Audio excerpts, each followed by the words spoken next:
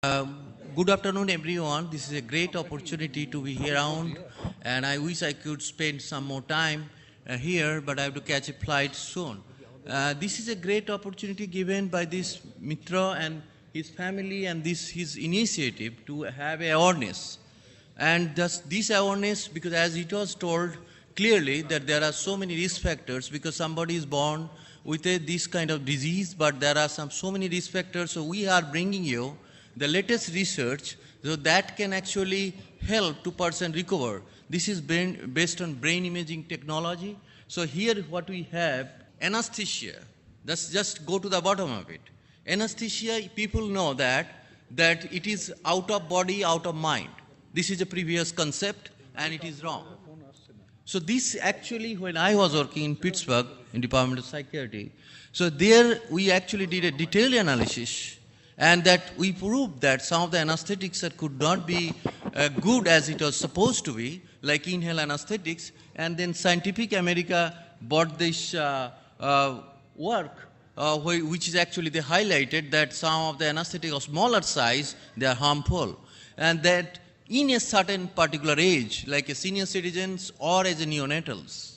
So this is a eye-opener, and there is also a series of work throughout the world, in Harvard and Yale, everywhere they try to find it out. Now, just few months ago, there is a clinical trial has been come out from Chinese study where they have looked at the anesthetic people who are exposed to anesthesia at certain age, they are exposed more or less mild cognitive impairment percentages in more than the person who are not. So this actually a eye-opener for entire community. So there are throughout the world there is a new research, new protocol are being developed. This is what people believe that anesthesia is out of body, out of mind. That's not the case. So this has been proved in an animal model study, and also first theory gave by me that how it really works in the brain. Because a neonatal, which is brain is not matured enough, a older person also brain is not matured enough, so if he is exposed to anesthetics, that has some effect. So we are developing techniques in the brain how we can pinpoint that this anesthetic goes into the brain and where it stays there and makes some kind of impairment provided the person is exposed to anesthetic for a longer period of time. So throughout the world there is a new trend that research has been confirming to change the protocol or modify their protocols. So this actually a phenomenon where these people who are anesthesiologists, they are also getting exposed when they are given inhaled anesthetics. Because being a faculty member in anesthesia in the beginning period of my time, I see that environment in the United States, also in India is different. So the ventilation of the OT room is different. So this has been kind of awareness that Mr. Mitra is telling the awareness, this is a major issue affecting many people's health. Now, what is exactly, I would like to see the anesthetics and cerebral palsy and where we have reached using advanced technology. Cerebral palsy, this is a serious disease because some hypoxia condition of during the delivery time. So this has a lot of symptoms, person has a cerebral palsy, spasm, many defects. So on the time, that means there is a neurodevelopmental problem of the particular person. So this is, on the top of it, this person is exposed to anesthesia. So this has to be thought out, well-planned anesthesia protocol has to be applied. Otherwise, the person may have a problem. So here it is MRI, because if you look at the cerebral palsy persons, they have to visit the clinical center quite often. And sometimes they have to take the anesthesia protocols. So that means somebody has to administer anesthetics. Now what type of anesthetics? There are gaseous, there's intravenous. So in this case, people are using nowadays propofol and thiopentaphenol. That's a opioid type anesthetics. I'm going back to the next one. So these the cerebral palsy and MRI, where person has to take care seriously about what anesthetics thing they are. Now about this work, there is a Alzheimer related work. Just want to highlight that this has been a global concern. So this is why there is a special issue on top journal. They want to publish, make more awareness, as Mr. Mitra and his wife trying, and his friends are trying to do that what people should do. But in the hospital environment, doctors and the family member, they just sign it. So that should not be the way. So this awareness should be there that, hey, this is my family, what type of anesthesia protocol you are applying, because this is very important. Most of the cases, the older person goes there, come back with the main problem solved, but the cognitive problem remains. So this is a great, great concern. So here, what I want to show you, what type of anesthesia people generally give. Just want to give a broad, please see this one. Some of them are gaseous, just give it in the mouth, this is small size. Some of them are intravenous. So another one called fentanyl, the opioids, they are bigger size, expensive. They are very expensive. So this is bigger side. So what people are using it in India, they generally use the inhaled anesthetics previously because it's a much cheaper economic condition, and we are giving intravenous. But thiopental and this fentanyl, that opioids anesthetics are also being used. So in this case, what is interesting thing is that there is a pros and cons. A person with inhaled anesthetic can be taken out of the anesthesia very quickly, but with a propofol type intravenous anesthetics, that takes longer time. So OPT time or person in intensive care unit taking time, so this is cost money. Fentanyl is itself is expensive, so there is a concern about financial issues. And in the total environment, in these cases, anesthesia is given a less priority, always given some of the clinician, surgeon, but anesthesiologist, somebody is there. More awareness has to be done. Who is administering this anesthesia? That has to be given, and that should not be neglected, and then something can happen for the person's health, can be death. So this is why you can see that we first published this one in New Scientist and Scientific America. We are actually summed up all our work just recently. This is called anesthesia and brain impact. Nowadays, in our country, there's no such meeting is happening. But the Berlin, that's called World Center for Anesthesia Research, called MAC 2015. They are actually a special session is designed for anesthesia and impact, and what should be done for the cerebral palsy, epilepsies, Parkinson, Alzheimer, what should be done?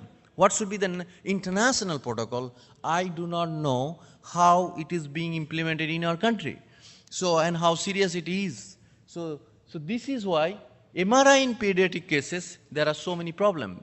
As far as a radiological point of view, a brain in an older person and brain in a kids or this kind of person with a cerebral palsy are same. That means they are vulnerable. So once you are exposing to anesthetics, one has to be taken care very seriously, because the health and his well-being is very much in the line. So here there are different types of anesthetics are used. The literature saying that propofol is being a preferred one. Okay, but propofol is extremely sensitive anesthetic. So when somebody is administering anesthetic, how fast is it? What is the hypothermia condition is being monitored or not? That has to be looked into it. It cannot be done by a person who just know that he is giving anesthesia to another person of MRI protocol. So this is a great concern. It need awareness. Now, I just want to take it from literature, because what we do is based on research, and that's the international journal. So how people value that one by their citations. If you see that one, hypothermia, this is a major factor. This is not our work. This is 2012 from this group, Was and Warner. So they have shown that this hypothermia is a major factor. And this, if you do not monitor for this CP patient, then the person may get deep into coma. So I do not know whether it is done on camera or not, so that can be monitored, but a life is lost, So I can understand, being a parent, how much pathetic for Mr. Mitra when I was studying, he told me, he came to my center and he actually discussing about this case, and we thought of bringing him there because we have special technique to take care of this kind of person, because we are specialized in special type of imaging, not in simply MRI. We can look at their chemicals, we can look at their GABA receptors, we can look at their oxidative stress, map it, and this work has been appreciated by different agencies. So choice of anesthetic, my time is limited, so I'm going back. So here, that glutathione, somebody is giving anesthetic, so that means what changes is happening. The stress level, the protective of the brain, the glutathione level is abruptly changing.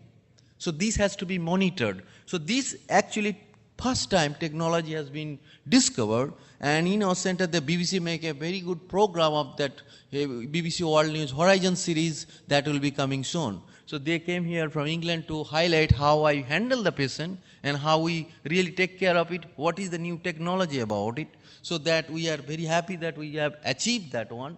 So what is exactly we are doing, we just want to give you a flavor that we are looking for a small molecule called glutathione. We can detect it, we can quantify it, we can correlate it with a particular person's clinical status. So that's what we have achieved. We have not stopped there. We can also map anybody's stress level, map it, and can say that you have 1.2 millimolar in this brain, you better be careful, this is your age, this should be like this, so you should take care of it. So we have a therapeutic intervention very much in plan. So this is just a series of work.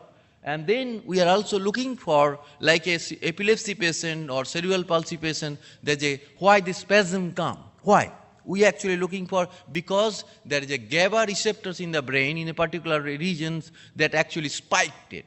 So whether this person is suitable for particular anesthesia, we can test it by looking at their patterns. So you can see that we have achieved this one. We can map that particular GABA level of a person. So we are actually starting research on epilepsy patient. Cerebral palsy, we do not have it there. We thought of doing it with Mr. Mitra's son, but unfortunately I am so sorry that I could not do anything to him, which I promised. So this is the reason, left side, right side, this research, that so far this kind of chemical analysis is not possible. So this we have achieved it, and then we can correlate it. We also can do the brain pH mapping without putting electrode. And you can see so many diseases, they are very much implied. And you can see a Alzheimer patient, a particular brain region is become alkaline, that's the hippocampus. So that can be done, and it is a non-invasive. You go there, listen songs, and we measure your pH. Only 12 minutes and 5 minutes per person. And of course, safety measure is directly controlled by me, so that there is no untoward hazard or the health of this person is So this actually, I work in Johns Hopkins, so where we have a latest 7 Tesla machine, so that actually very much facilitated. And I would like to say that these are the people actually working. They are all engineers, some doctors, MBBS, MTech. So they work from IIT Kharagpur, IIT Kanpur. They work, they develop, help me to develop the more technology, so that non-invasive technology can be delivered at the doctor's step, so that a person can get better care. And this work is very much funded by American Air Force. They want to know their pilot stress, who actually handled the nuclear bomb, who carrying planes. So they gave funding to look at whether they are suitable or not.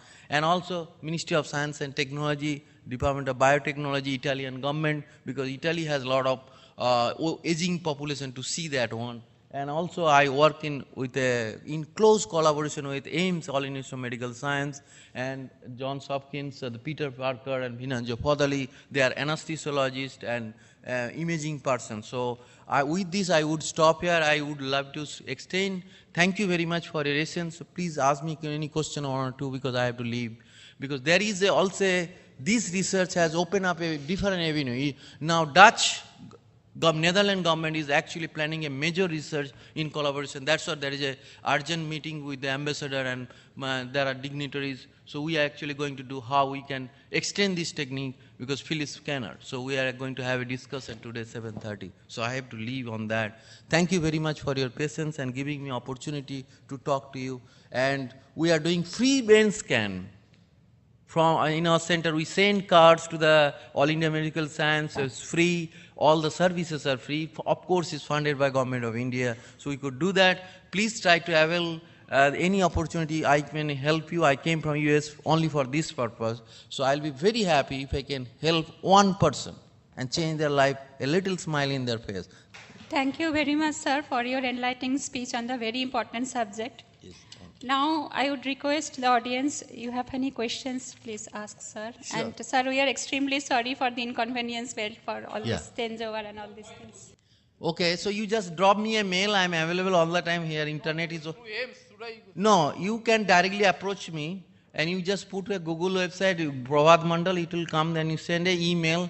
My staff member will contact you. And then only thing, because it's Calcutta, so you have to 10 journey or flight. If you go there, rail station, somebody will pick you up, airport or something like that. That part is ours. So after that, we find some problem or something like that. We have a neuropsychologist from Ranchi Mental Hospital. We have doctors from AIIMS, Dr. Manjiti. We actually refer you to the neurology. We take care of it. Then we have a comprehensive analysis at our in Delhi, and then we'll tell you the result also. So that's it. We are doing it. Is there any definite guideline regarding the anesthetic or preoperative anesthesia? Yeah. For a normal newborn, how it varies with a CP side, brain of a CP side? Is there a definite guideline of dose, anesthetic dose? Yes. So I do not know that what is the dose will be appropriate. It will be case to case basis. There is no uniform dose. But I am not sure that there is an existing dose is very much in place. That propofol and midazolam they generally give in India. I checked it out many places. That is good. But my suggestion is that I'm not an anesthesiologist, but I talk to people in Pittsburgh and then in Italy, and they said that they are getting better result with a propofol and with a combo dose with a fentanyl opioids is giving better result. So they are actually updating. There is a strong urge to change the protocol. But there is no such one protocol is available that can be uniformly given. The case to case, weight of the person, blood pressure and other condition has to be taken into. Yeah. Sir, one last question. Sure, Good sure. afternoon. Sir, for Down syndrome screening, we have for trisomy 21, we have a screening test which is quite specific and sensitive. Yes. In the antenatal period, due to the changes in the brain, could we have an antenatal screening test, or is it in the pipeline in the research area somewhere, some single screening test which can be applied to the population which could detect a child with maybe some cognitive impairment in future? Is actually most of the problem. I'm just thinking about the hypoxia condition induced due to the birth defect time that was, but this is a good idea whether we can, but I am not aware of it that is there anything right now available, but there is a proposal and intention of research is there in the pipeline. Yes, that is there. Sir, you told about all those changes, periventricular leukomalacia, enlargement of the lateral of the ventricles, and all these changes. Can you have any remedy so that? Okay, very good point. Actually, by saying like that people have a stress level, we have taken a very major initiative right now. We are developing two things now. All India apps for the dementia screening is being already, we have written an editorial few days ago. That is in a review process. We are actually making apps for the screening so that many people's dementia screening can be done, that can be monitored from a headquarters, from our center.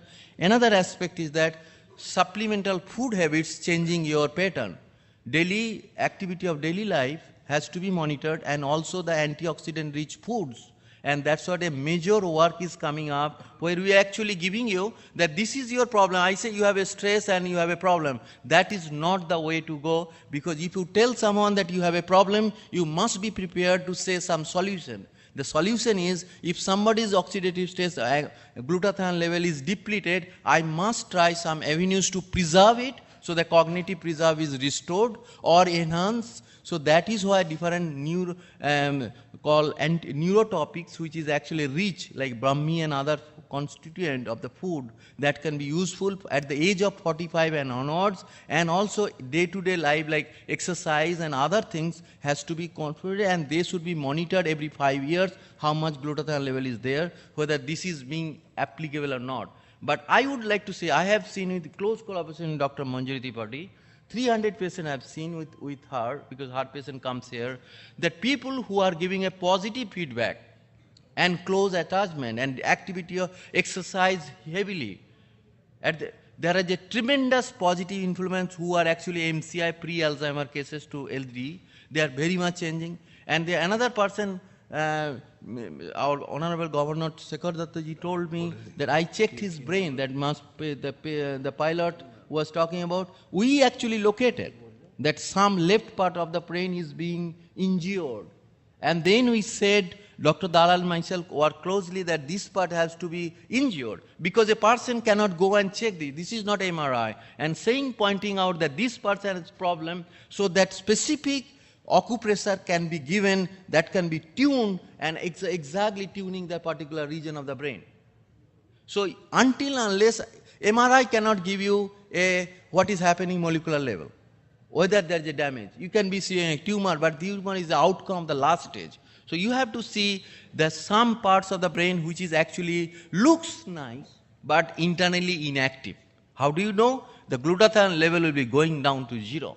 So you say, this is the place, you do any technique what you know, and stimulate the region and make it active.